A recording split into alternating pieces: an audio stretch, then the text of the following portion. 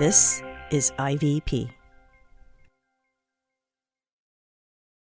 Hey everybody, Richard Clark here, producer of The Disruptors from InterVarsity Press. It's been a while, but while we've been away, we've been working really hard to create something special for you for Season 3. The Disruptors is getting a new host. Her name is Nancy Wang Yuen. She's a sociologist, a pop culture expert, and a professor at Biola University. We thought you might have some questions about the new season, and so we brought in a special guest to ask those questions. Here is a conversation between Esau McCaulley and Nancy Wang Yuen. New eyes that look at the world in new ways. New eyes make contact, blue, green, and gray. New eyes I realized I never knew. When you realize feelings you trapped inside of you. New eyes that see the... I wonder if this is the first Black man handing over a podcast to an Asian woman in the history of Christian podcasting. I have no idea. I love it. I bet it is. I will bet money on that. So it wasn't that like I didn't enjoy the Disruptors, and that's the reason why I didn't do it. I'm actually sad that I don't have time to do it. But literally, I'm just like too busy. There is no like beat. There's no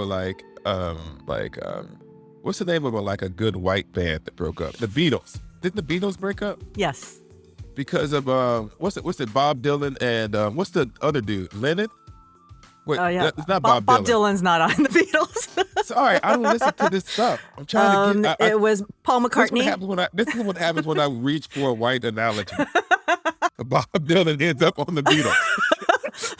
What I was trying to say is there was no beat that led to like the breakup. Like I don't leave Disruptors in a huh.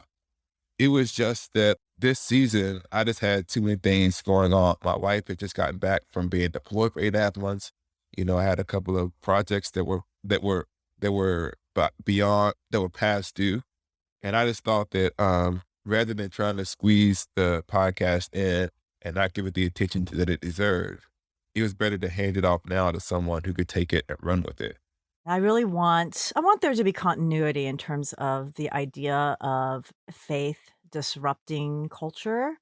And certainly what I'm bringing is more kind of culture, right? In terms of pop culture and seeing this faith kind of how it's lived out, not just within the church, but in the world, and how maybe some of our favorite celebrities are, how do they navigate the world? Because I'm actually very much about my passions have always been to spread God's love in the world, even though I do teach at a Christian university.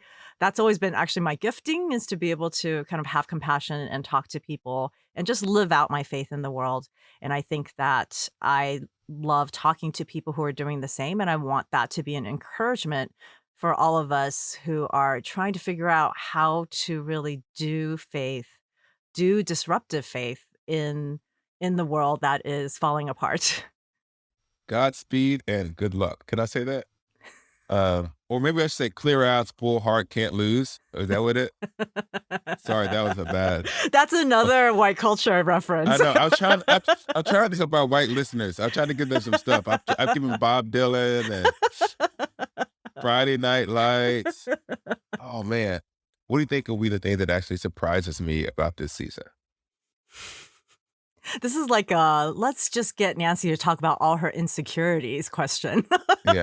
So I think, again, when I was following your footsteps, I was like, I am not a theologian. But you know what I like to say to people? I say I'm a folk theologian, right? I've created my own theories based on lived experience, a vibrant relationship with God.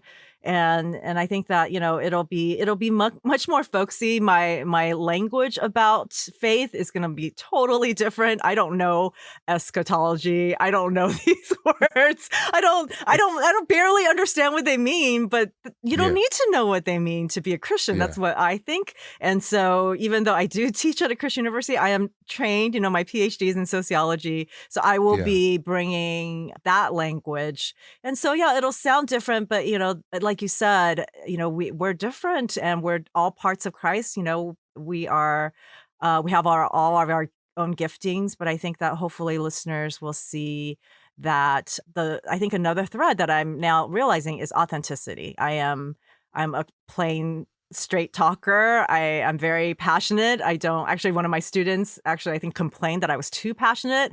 I was like on an evaluation, I was like, ooh, I'll take that. Right. And so I let my feelings and my convictions really dictate how I live and how I talk. And so I think that will be something similar. But yes, it'll sound different because I am a different person. Well, I will let you know that whatever you consider my theological voice to be was something I had to find on my own. In other words, the way that I was taught to speak about theology didn't fit.